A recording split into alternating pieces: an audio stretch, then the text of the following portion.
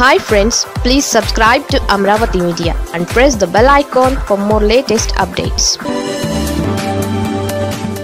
చంద్రబాబు అమరావతి ఈసారి కూడా అంతేనా? ఆంధ్రప్రదేశ్ ముఖ్యమంత్రి చంద్రబాబు నాయుడు చేస్తున్న ప్రయత్నాలు ఫలిస్తున్నాయా అంటే చెప్పలేని పరిస్థితి.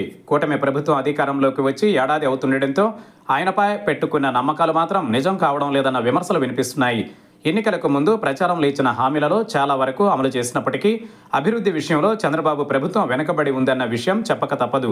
ఇప్పటికీ చంద్రబాబు నాయుడు 18 గంటలు పనిచేస్తున్నారు. అయినా రాష్ట్ర విభజన తరువాత ఆయన వేస్తున్న అడుగులు ముందుకు పడడం లేదు. దానికి కారణం విడిపోయిన రాష్ట్రం కావచ్చు.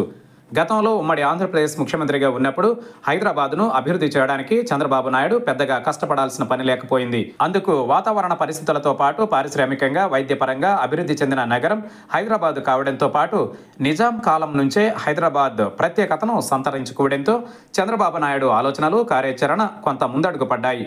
హైదరాబాద్లో పెద్ద కష్టం లేకుండా చంద్రబాబు నాయుడు సైబరాబాద్ను నిర్మాణం చేస్తానని ఇప్పటికీ చెప్పుకుంటున్నారంటే అందుకు స్థల మహత్యం కూడా కారణమని చెప్పక తప్పదు.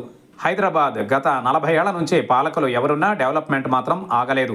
ఇక అమరావతికి వచ్చేసరికి పూర్తి భిన్నమైన పరిస్థితి. సరైన రాజధాని లేదు. రాజధాని నిర్మాణం ఇంకా మొదలు కాలేదనే చెప్పాలి. గత ప్రభుత్వం 3 రాజధానుల నిర్మాణం ప్రతిపాదన ముందుకు తేవడంతో గత 10 ఏళ్ల నుంచి రాజధాని నిర్మాణం సాగడం లేదు. ఇప్పుడిప్పుడే పనులు మొదలవుతున్నాయి. రాజధాని నిర్మాణంలో మొదటి దశ పనులు పూర్తి కావాలంటే దాదాపు 3 ఏళ్లకు పైగానే సమయం పడుతుంది.